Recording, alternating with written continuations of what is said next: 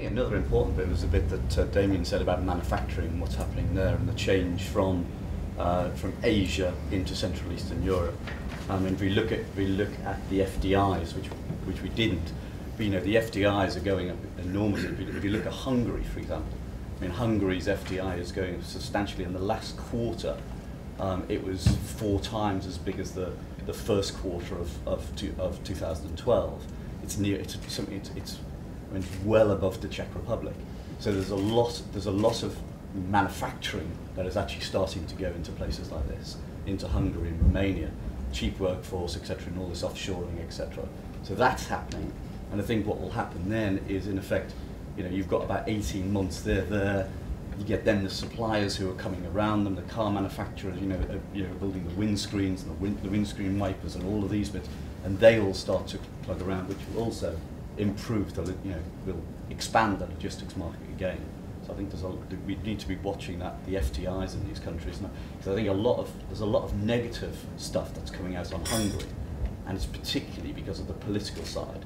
But actually, if you look at what occupiers are doing and manufacturers are doing, they don't seem to be having as negative opinion as the real estate investors are having.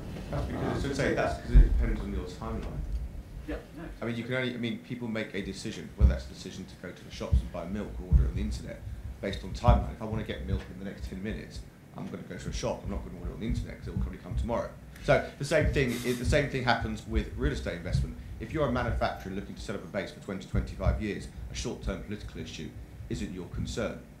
I'm looking to make a private equity investment, I'm looking to go in, do something else, and sell in the next 3 to 5 years. That requires some visibility over the way the future is going to be and where my potential exit is going to be.